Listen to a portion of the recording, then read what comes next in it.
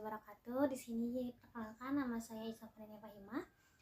Maksud saya membuat video ini untuk menyelesaikan salah satu tugas mata kuliah ujian semester akhir, yaitu mata kuliah dakwah antar budaya, mengenai beberapa pertanyaan yang diajukan dosen yang perlu dijawab dengan melakukan pengambilan video. Nah, yang pertama itu pertanyaan mengenai jelaskan strategi dakwah antar budaya. Nah, sebelum itu kita pahami dulu nih, strategi itu apa sih? Strategi dakwah itu apa? Jadi strategi dakwah itu ialah metode siasat atau taktik yang dilakukan dalam dakwah Islam. Nah, mencakup perencanaan, pengarahan, segala aktivitas dan operasionalitas dakwah untuk tercapainya tujuan dakwah. Nah, sehingga strategi dakwah antar budaya itu bisa dijelaskan sebagai upaya aktif untuk menyatukan ide pemikiran dan gerakan dakwah dengan mempertimbangkan keberagaman budaya, keberagaman sosial budaya. Nah, jadi strategi ini itu upaya kita gitu dalam berdakwah untuk menyatukan ide pemikiran dengan gerakan dakwah yang mempertimbangkan keberagaman sosial budaya gitu. Apalagi di Indonesia ini gitu kan, yang mana masyarakatnya itu majemuk, masyarakatnya beragam dengan banyak budaya, sehingga kita harus mempertimbangkan nih strategi apa yang akan kita terapkan, menyatukan upaya aktif dengan menyatukan gerakan dakwah itu gitu. Dengan mempertimbangkan pula bagaimana keberagaman sosial masyarakat yang kita tuju. Nah, ada 2 strategi nih yang waktu itu sempat dijelaskan oleh Ibu. Yang pertama itu ada memanfaatkan kebudayaan yang telah ada. Nah, jadi budaya yang telah ada ini kita jadikan media untuk berdakwah dengan cara memahami budaya itu gitu. Jadi budaya yang telah ada itu jangan kita ubah. Sebentar. Jadi memanfaatkan kebudayaan yang telah ada dengan media untuk berdakwah. Caranya itu memahami kan budaya lokal. Minimal kita sendiri itu memahami budaya kita sendiri. Misalkan aku dari daerah Sunda gitu, minimal hafal, tahu bahasa Sunda sebagai bahasa ibu, sebagai bahasa identitas diri gitu. Nah, selain itu juga yang mana Al-Quran dan hadis itu tetap menjadi tolak ukurnya gitu, tetap menjadi pegangan ketika kita menyatukan dakwah dengan budaya gitu. Nah, selanjutnya itu ada memanfaatkan media sosial dan media massa. Nah, apalagi sekarang kan kita lagi di zaman modern, di zaman teknologi gitu. Buatlah karya-karya atau penyampaian video yang menarik, yang tidak menyinggung, yang mempertimbangkan keberagaman budaya di Indonesia gitu. Jadi kita bisa memanfaatkannya dengan cara menyisipkan, memakai media massa. Apalagi kan sekarang kayak anak muda, bahkan ibu-ibu juga lebih senang gitu kan menonton contohnya kajian lewat YouTube, lewat TikTok. Nah, itu bisa kita gunakan tuh sebagai media kita untuk berdakwah gitu, dengan tetap mempertimbangkan keberagaman sosial budaya yang ada di masyarakat, sehingga tidak terjadi itu sifat pluralisme, ekstremisme, dan lain sebagainya. Seperti itu. Saya akan menjelaskan mengenai karakteristik dan metode dakwah Wali Songo. Nah, sebelum itu kita harus tahu nih 9 Wali Songo itu. Nah, yang pertama itu ada Sunan Gresik. Sunan Gresik yang memiliki nama asli Maulana Malik Ibrahim. Yang kedua ada Sunan Ampel yang memiliki nama asli Raden Rahmat. Yang kedua ada Sunan Bonang yang memiliki nama Raden Makdum Ibrahim. Yang ketiga ada Sunan Derajat yang memiliki nama asli Raden Qasim. Yang keenam ada Sunan Giri yang memiliki nama Raden Paku. Terus yang kelima, sekarang yang keenam Sunan Kalijaga memiliki nama asli Raden Said. Terus yang ketujuh Sunan Kudus yang memiliki nama Ja'far Shodiq. Terus yang kedelapan ada Sunan Muria yang memiliki nama asli Raden Umar Said. Dan yang terakhir ada Sunan Gunung Jati yang memiliki nama Syarif Hidayatullah. Nah, apa sih itu metode dan apa itu karakteristik? Jadi kalau metode itu ciri khas dakwah metode caranya, cara pendekatan yang dilakukan oleh para wali. Jadi bagaimana sih pendekatan para wali ketika melakukan dakwah. Nah, kalau misalkan Khasis itu pesan dakwahnya itu pesan dakwahnya itu dilakukan seperti apa gitu. Karakternya itu seperti apa dakwahnya. Nah, jadi ada perbedaan-perbedaan. Yang pertama itu nih, untuk pendekatan sendiri gitu, ada lima pembagian pendekatan. Jadi untuk satu ada pendekatan teologi. Nah, pendekatan teologi ini dilakukan oleh Sunan Gresik dan Sunan Ampel. Jadi beliau ini melakukan pendekatan ini hingga ke lapisan masyarakat bawah. Nah, karena kan dulu itu kaya akan kasta-kasta kan, jadi melakukan pendekatan teologi ini. Karena kan Islam itu tidak mengajarkan kasta-kasta, bahwasanya orang yang paling mulia di sisi Allah itu ialah orang yang bertakwa. Terus yang kedua itu ada pendekatan ilmiah. Nah, pendekatan ilmiah ini dilakukan oleh Sunan Giri. Nah, apa sih yang dilakukan? Itu dengan membangun pesantren, pendekatan pengkaderan dengan pelatihan. Nah, seperti itu. Terus ada juga pendekatan dengan kelembagaan. Nah, kelembagaan ini dilakukan oleh Sunan Kudus dan Sunan Gunung Jati. Seperti yang kita tahu bahwasanya Sunan Kudus melakukan pemerintahan di Demak kan. Nah, sedangkan Gunung Jati pemerintahannya itu konstitusionalnya ada di Cirebon, Kesunanan Cirebon. Nah, ini juga sama dengannya bahwasanya Sunan Kudus dan Sunan Gunung Jati ini pendekatannya selain dengan kelembagaan juga ada sisi politikusnya gitu. Makanya di Kudus itu Sunan Kudus itu tidak di Demak itu Sunan Kudus tidak melarang menghargai perbedaan dengan bahwasanya ketika dulu sapi itu kan dimuliakan oleh orang Hindu. Kebanyakan dulu kan masih ada orang Hindu kan di kerajaan Demak itu, sehingga tidak menyuruh masyarakat itu untuk menyembelih sapi gitu, tapi masih bisa digantikan dengan kerbau seperti itu, dengan menghargai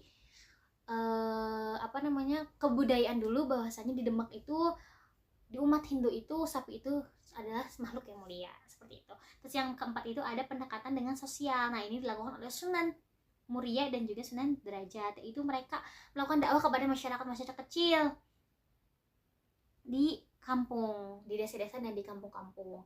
Terus yang terakhir itu pendekatan kultural. Nah, pendekatan dengan budaya yang dilakukan oleh Sunan Kalijaga dan Sunan Bonang. Nah, dengan melakukan islamisasi budaya. Jadi islamisasi budaya ini bukan membuang budaya, tapi budaya yang sudah ada diselipi oleh nilai-nilai Islam. Contohnya gamelan syahadatain,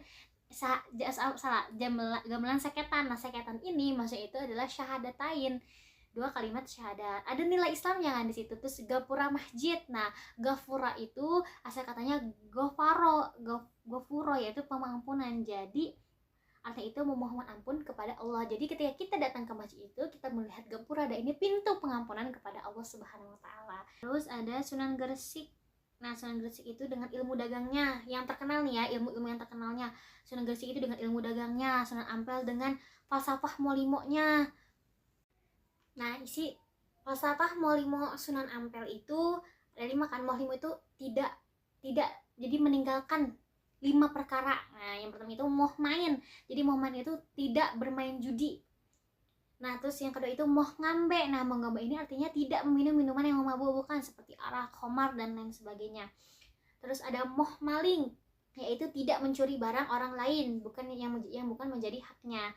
Yang keempat itu adalah moh madat. Ini berarti tidak menggunakan barang yang menjadi candu seperti ganja, narkoba dan sejenisnya. Terus yang kelima itu adalah moh madon. Nah, moh madon ini berarti tidak bermain wanita, dalam arti tidak melakukan zina atau percuma terhadap lawan jenis yang bukan suami istri atau bukan mahramnya. Lalu selanjutnya ada Sunan Giri dengan tembang dolanannya. Terus Sunan Bonang dengan musik gamelan, Sunan Derajat dengan 7 ajaran papalih pitunya. Nah, apa sih si papalih pitunya? Nah, papalih pitu Sunan Derajat itu yang pertama mangun resep tiasing sasama, yang artinya harus membuat senang hati sesama. Yang kedua itu Jroning suka kudu eling lan waspada. Dalam suasana gembira harus tetap ingat Tuhan dan waspada. Yang ketiga itu laksianing subrata tantipna marang pirang bayangning lampah. Artinya dalam upaya mencapai cita-cita yang luhur jangan menghiraukan halangan dan rintangan. Terus yang ketiga itu sebentar. Yang ketiga itu maperhardaning pancadria, berjuang menekan hawa nafsu indrawi. Terus yang kelima itu hening henung, dalam diam ada keheningan, dalam hening ada jalan kebebasan mulia. Yang keenam itu mulia guna pancawaktu mulia guna pancawaktu, kemuliaan lahir batin dicapai dengan mengerjakan sholat 5 waktu. Dan terakhir itu manehono taken marang wong kang wuto, artinya berikan tokat kepada orang buta, berikan makan kepada orang. Terus manehono mangan warang lawan gulo, berikan makan kepada orang lapar. Manehono busana marang wong kauda, berikan pakaian kepada orang yang tak memiliki pakaian. Terus manehono panyiup marang wong kana kaudana, berikan tempat berteduh kepada orang yang kehujanan. Terus setelah Sunan Derajat ada Sunan Kalijaga yang terkenal dengan wayangnya. Terus ada Sunan Muria yang terkenal dengan tradisi kulturalnya, dan Sunan Kudus yang terkenal pada toleransi ke agama lain, seperti tadi yang telah diterangkan mengenai sapi gitu, mengenai bagaimana Sunan Kudus memberitahukan agar umat Islam tidak harus untuk memotong sapi, tapi juga bisa digantikan dengan kerbau. Dan yang terakhir ada Sunan Gunung Jati, yaitu politik, dengan politiknya, yang terkenal dengan politiknya, seperti itu. Dan dari penjelasan tadi mengenai strategi dakwah dan metode dakwah ini saya dapatkan dari makalah teman saya dan juga pemaparan materi dari ibu, penjelasan ibu di kelas dan secara online juga. Oke, baik, di sini untuk pertanyaan nomor 2 mengenai apa, sebutkan dan jelaskan hambatan dan tantangan dakwah antar budaya. Oke, ini mencakup banyak hal ya teman-teman. Jadi tantangan yang ada, hambatan yang ada pasti menjadi sebuah tantangan. Oleh karenanya hambatan ini harus bisa ditaklukkan. Hambatan dan tantangan ini harus bisa dihadapi dan bisa ditaklukkan. Nah, apa saja sih kira-kira tantangan dan hambatan dakwah antar budaya? Nah, yang pertama itu mencakup perbedaan budaya. Jadi salah satu pasti ya, ketika banyak di Indonesia dengan masyarakat yang majemuk ini, pasti tantangan pertama itu perbedaan budaya gitu. Jadi tantangan utama itu adalah dengan kita bagaimana sih gitu kita ini bisa melihat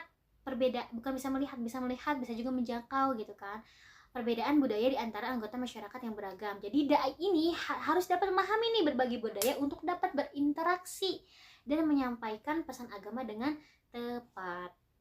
Yang kedua itu ada perbedaan bahasa. Setelah budayanya ada, perbedaan ada, pasti juga ada perbedaan bahasa. Karena Indonesia ini pertama banyak sukunya. Nah, suku-suku itu mempunyai bahasa-bahasa identitas masing-masing, bahasa budaya masing-masing. Nah, jadi dai perlu memahami bahasa-bahasa yang digunakan oleh mad'u gitu. Setidaknya tadi dikatakan bahwasanya kita harus memahami bahasa sendiri sebagai bahasa identitas atau bahasa ibu, bahasa diri kita sendiri gitu. Selain itu juga, kalau seandainya kita nggak bisa berdakwah dengan bahasa mad'u, kita bisa berdakwah menggunakan bahasa nasional, yaitu bahasa Indonesia. Terus yang ketiga itu ada perbedaan agama dan keyakinan. Nah, masyarakat kita yang majemuk, yang banyaknya budaya itu seringkali memiliki keyakinan yang berbeda. Jadi dai ini perlu menavigasi dengan bijaksana dalam menghadapi perbedaan agar tidak menimbulkan konflik atau ketegangan. Selain dari perbedaan keyakinan, ada juga perbedaan pemikiran. Nah, ini ketika kita salah menyampaikan pesan atau membuat pesan itu terasa seperti pluralisme, diskriminatif pada satu kelompok, itu bisa menjadi tantangan tersendiri. Itu harus kita taklukkan dengan cara menavigasi dengan bijaksana gitu dalam menghadapi perbedaan. Nah, terus yang keempat itu ada nilai-nilai yang berbeda. Nah, dai ini harus memiliki pemahaman dalam tentang budaya-budaya yang ada dan nilai-nilai yang dianut oleh masyarakat. dan menghargai perbedaan serta berkomunikasi dengan lebih efektif. Pastinya gitu kan, kayak nilai-nilai yang berbeda itu mencakup aku tuh memahamin ini tuh ini loh gitu, sedangkan dia memahamin ini tuh gini gitu. Nah itu pemahaman nilai yang berbeda dalam nilainya gitu.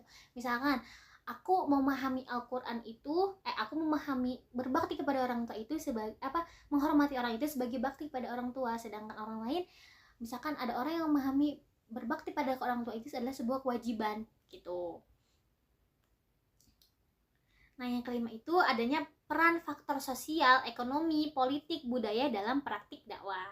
Nah seperti faktor sosial ini mencakup faktor tingkat pendidikan, status ekonomi, dan faktor-faktor sosial lainnya mempengaruhi bagaimana pesan dakwah diterima dan dipahami oleh masyarakat multikultural yang beragam ini. Apalagi kan kayak pendidikan, tingkat pendidikan, status sosial itu hambatan, bisa ya menjadi hambatan dalam berdakwah gitu kan. Jadi kadang bisa beda penangkapan ketika kita tidak memahami bagaimana cara berdakwah yang baik kepada masyarakat yang di kelas bawah ataupun di kelas atas. Nah, faktor ekonomi, tingkat ekonomi suatu hak komunitas dapat mempengaruhi tingkat partisipasi dalam kegiatan dakwah. Faktor ini juga dapat mempengaruhi jenis pesan dan argumentasi yang efektif dalam konteks ekonomi tertentu. Gitu. Jadi kayak kalau misalkan kita menyampaikan pesan kepada orang yang tinggi gitu kan, mereka dengan status ekonomi yang tinggi, status pendidikan yang tinggi itu gak akan suka ketika diajak kayak kita lebih menggurui, karena merasa saya juga bisa, saya lebih pintar, saya punya pendidikan gitu. Tapi berbeda jika kita menyampaikan pesan dengan cara berdialog, berdiskusi, membuat argumentasi gitu kan, untuk menyatukan pemikiran seperti itu. Terus ada faktor politik. Nah, situasi politik dalam suatu negara dapat mempengaruhi kegiatan dakwah. Dai harus memahami dunia politik. Nah, kayak kemarin kan abis pasca pilpres. Nah itu kan umat kan banyak yang bersiteru, ada yang kelompok 1, kelompok 2, kelompok 3 gitu kan. Faktor 1, faktor 2, faktor 3 itu kan membuat perselisihan antara pendapat di antara mad'u gitu kan. Jadi kayak misalkan, makanya kenapa dai harus bersikap netral juga gitu, jangan terlalu tertampak bahwa dai itu berpihak pada satu komunitas. Nah itu bisa menjadi pemecah di antara masyarakat.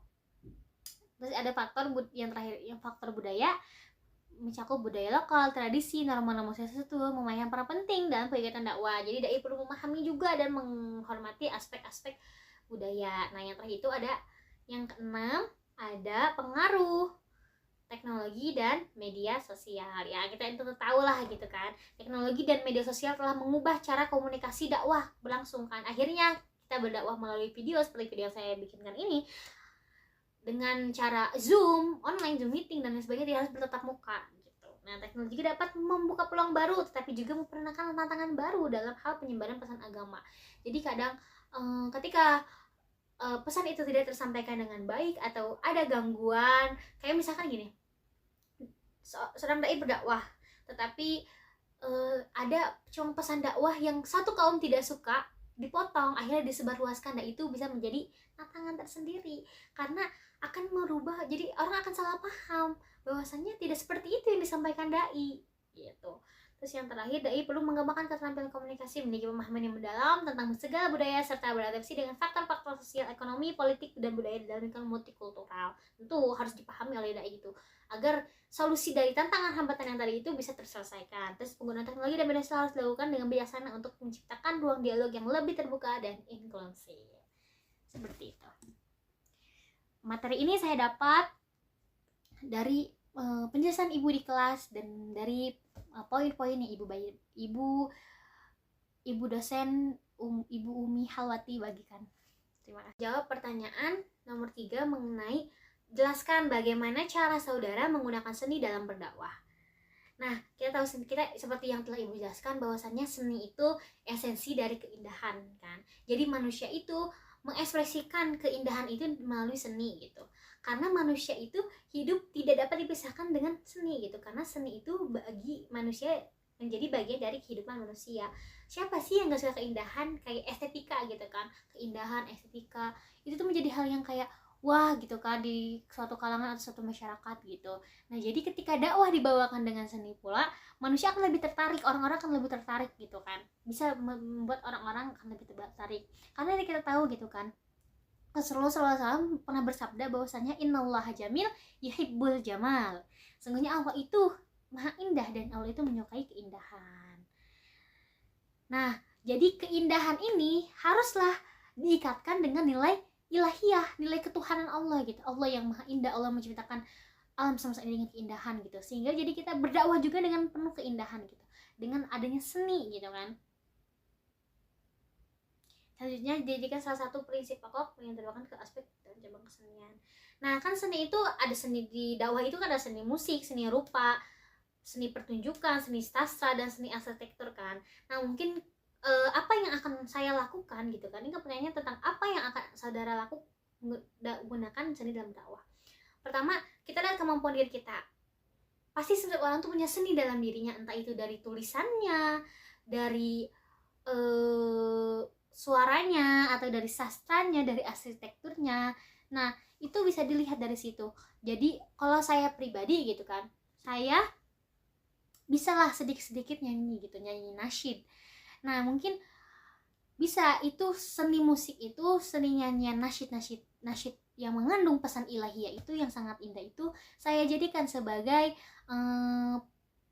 metode dalam berdakwah. Jadi ketika berdakwah itu disisipkan nilai seni nyanyinya. Jadi ada kayak breaking edge-nya itu nyanyi, muhasabahnya itu nyanyi tentang keindahan Allah, keindahan Tuhan dan lain sebagainya. Tapi mungkin misalkan teman-teman ada yang seninya itu dalam seni sastra nih, bahasanya bagus, jadi menggunakan diksi-diksi yang indah, diselipkan dengan puisi-puisi yang indah, itu seperti bisa. Ada juga seni kayak seni rupa, seni pertunjukan kayak wayang yang dilakukan oleh Sunan Kalijaga gitu kan. Nah itu kan berarti kita lihat aja gitu bagaimana potensi diri kita ini bisa mengembangkan seni seperti itu. Mungkin kalau saya pribadi menggunakan seni dalam dakwah itu mungkin lewat adanya penyisipan musik atau seni nasyid yang mengandung nilai-nilai Allah, seperti kayak lagu Al-Fatihah dalam nasyid yang ada liriknya kayak Kaulah yang maha pengasih, Kaulah yang maha penyayang, Kaulah yang maha pengampun, Kaulah Tuhan yang maha kuasa. Nah kan itu Masya Allah sekali ya, liriknya sangat indah, mengandung bahwa itu kayak lagu Al-Fatihah itu mengandung arti dari surah Al-Fatihah yang maha indah itu. Sebagai kita tahu bahwasanya Al-Fatihah itu ibu dari Al-Quran, dari surah-surah di Al-Quran gitu kan. Inti dari semua hal yang ada di Al-Quran itu surat Al-Fatihah, seperti itu. Nah untuk jawaban juga sama, saya dapat rincian dari seni tadi itu dari materi yang ibu berikan di kelas. Pertanyaan nomor 4 mengenai mengapa pemahaman skriptualisme mengarah pada radikalisme. Kita tahu bahwasannya skriptualisme itu paham yang memahami teks suci apa adanya. Jadi tidak melihat konteksnya, hanya berfokus pada teks sucinya itu. Jadi misalkan teks Al-Qur'annya begini, mereka pemahaman skriptualisme itu tidak akan melihat konteksnya seperti apa. Tidak melihat kronologis atau bisa disebut asbabun nuzulnya seperti apa gitu kan. Yaitu bisa disebut juga dengan Islam ditelar. Nah, yang melihat pada teks tanpa melihat konteks. Nah, hal ini ketika kita memahami, menganut paham agama hanya melihat teks tanpa konteks, akan melahirkan paham yang radikal, yang keras, yang terorisme gitu. Jadi kayak gini, paham ini tuh ayat-ayatnya itu mencakup ayat jihad. Jadi hanya paham biasanya tuh tentang, jadi orang yang skriptualisme itu berfokus pada ayat jihad. Jadi ayat jihad tuh ya berperang gitu, tidak melihat konteksnya. Padahal kan bisa jihad itu tidak hanya berperang gitu, ada juga hubungan dengan kafir. Nah bagaimana hubungan dengan kafir dan ayat tentang orang kafir. Jadi melihat gini, oh dia nggak beriman kepada Allah berarti dia kafir. Nah itu dia melihat konteks, dia melihat teks, tidak melihat konteks gitu. Nah dari pandangan skriptual ini yang hanya melihat teks tanpa melihat konteks akan melahirkan pemahaman yang radikal, yang terorisme yang ekstrim gitu kan. Berbeda gitu kan. Untuk pertanyaan kedua, nah jelaskan pemahaman saudara tentang substansialisme Islam. Nah kalau substansialisme Islam ini adalah paham kita memahami agama itu dengan paradigma yang mementingkan isi daripada simbol inklusif. Nah, jadi substansialisme ini kita tuh melihat isinya gitu, maknanya. Jadi tidak hanya melihat teks tapi juga kita melihat konteks gitu, paham mengenai substansialisme dalam Islam sehingga menghadirkan gitu kan sifat yang tolerannya. Kayak contohnya Pancasila itu isinya itu mengandung nilai-nilai Islam bagi warga negara Islam gitu. Jadi tidak hanya terpaku pada teksnya tapi juga bahwasannya dalam Pancasila itu isinya mengandung nilai-nilai Islam. Jadi tidak hanya terfokus pada simbolnya saja, tapi terfokus pada isinya juga, substansialisme itu. Jadi melihat isi daripada simbol apakah sesuai dengan nilai Islam. Jadi ketika isinya sesuai dengan Islam, maka hal itu akan dilakukan gitu. Jadi apalagi gitu kan di Indonesia ini yang masyarakatnya majemuk, seorang dai itu harus bisa menyampaikan pemahaman dengan substansial. Jangan hanya memahami dengan substansial, karena pada dasarnya kenapa Al-Quran disebut cocok dengan semua zaman atau bisa dipakai semua zaman ketika dipandang dengan substansialisme. Tetapi ketika Al-Quran dipakai tidak substansialisme melainkan skriptualisme, Al-Quran itu tidak akan mengikuti zaman gitu, tidak akan sesuai dengan zaman gitu. Beda, skriptual memahami jihad itu adalah perang, sedangkan orang substansial memahami jihad itu ialah mencurahkan tenaga atau pikiran untuk mengembangkan Islam. Jadi tidak hanya berperang, berdakwah seperti ini, menuntut ilmu, itu jihad maksudnya gitu. Substansial itu memiliki pemahaman yang luas, berbeda dengan skriptualisme yang hanya fokus pada tulisan saja. Perang itu memang jihad, tapi perang itu titik akhir ketika umat Islam diserang oleh kaum kafir gitu. Ketika Islam diserang oleh musuh gitu kan. Jadi mengapa skriptualisme menghadirkan pemahaman radikal? Karena hanya terfokus pada teks, tidak isinya, tidak simbolnya, tidak asbabun nuzulnya. Berbeda dengan kita yang memahami secara substansial, yaitu mementingkan isi daripada simbol, mementingkan konteks daripada teks, tahu asbabun nuzulnya apakah sesuai dengan nilai-nilai Islam. Ketika sesuai dengan nilai Islam, maka itu dijalankan. Seperti itu. Nah, hal ini juga dipengaruhi adanya tingkat penguasaan agamanya, transfer ilmu yang dilakukan, apakah dulu ilmu yang transfer oleh gurunya gitu, seperti itu. Selanjutnya untuk pertanyaan terakhir, pertanyaan nomor 5 mengenai sebutkan dan jelaskan bentuk-bentuk budaya bernuansa dakwah. Lalu apa yang akan saudara lakukan untuk kontribusi dalam dakwah antar budaya? Kontribusi dalam dakwah antar budayanya ya. Oke, baik, mungkin di sini saya akan membahas beberapa bentuk budaya bernuansa dakwah yang telah Ibu terangkan pada minggu pertemuan terakhir. Yang pertama itu ada budaya munggahan. Apa sih budaya munggahan? Ya kita tahu lah gitu kan. Nah, budaya munggahan ini yaitu tradisi masyarakat Islam Sunda, khususnya orang Sunda, yang dilakukan untuk menyambut datangnya bulan suci Ramadan. Nah, kata munggahan ini berasal dari bahasa Sunda yang artinya munggah, yang artinya berjalan naik atau keluar dari kebiasaan hidup sehari-hari. Jadi kan munggah ini kan dilakukan sebelum bulan suci Ramadan. Jadi yang biasanya kita makan ketika melakukan bulan suci Ramadan ini, kita akan keluar dari kebiasaan sehari-hari seperti sarapan, makan siang dan lain sebagainya. Karena pada munggah ini kita difokuskan pada bulan Ramadan ini kita hanya bisa makan pada waktu berbuka, pada waktu sahur, lebih banyak beribadah pada waktu ini gitu. Jadi munggah ini dilakukan sebagai persiapan spiritual dan mental untuk memasuki bulan puasa. Nah, apa aja sih kegiatan yang dilakukan ketika munggah itu? Nah, biasanya itu kayak makan-makan, cucurak, ngeliwat bersama, terus silaturahmi, doa bersama, ziarah juga bisa gitu kan, atau ziarah ke makam orang tua yang sudah tidak ada gitu. Terus yang kedua itu ada budaya halal bihalal. Nah, kalau halal bihalal ini dilakukannya ketika selesai puasa atau syawalan. Nah, halal bihalal ini adalah acara untuk saling memaafkan.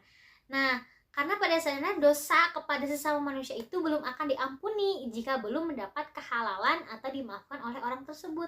Tapi sayang sekali ya, halal bihalal ini tuh sekarang udah jarang banget gitu di Indonesia.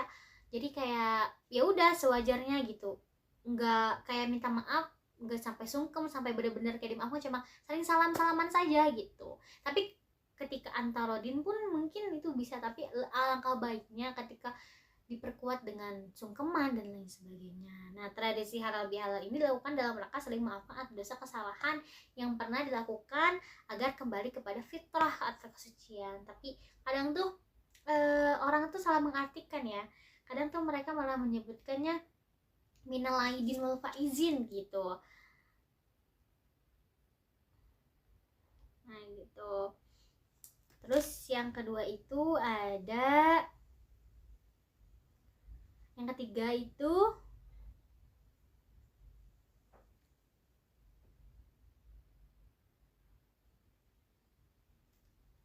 tradisi muludan. Nah, tradisi muludan ini berbeda dengan maulid. Aku juga baru tahu dari ibu. Jadi maulud itu bayinya, orang bayi yang lahir. Kalau maulid itu isim makan, jadi tempatnya, tempat waktu kelahiran si bayi itu. Jadi kenapa lebih ketika pengucapan pada hari tanggal 12 Rabiul Awal itu selamat maulid Nabi, karena bertepatan dengan waktu Nabi lahir. Berbeda ketika kita melaksanakan acara maulud, yaitu acara peringatan kelahiran Nabi, itu beberapa hari atau beberapa bulan setelah 12 Rabiul Awal, karena itu memperingati bayinya, bukan tempatnya. Nah, tradisi maulud ini dipraktekkan, dilakukan oleh umat Islam di seluruh Indonesia. Nah,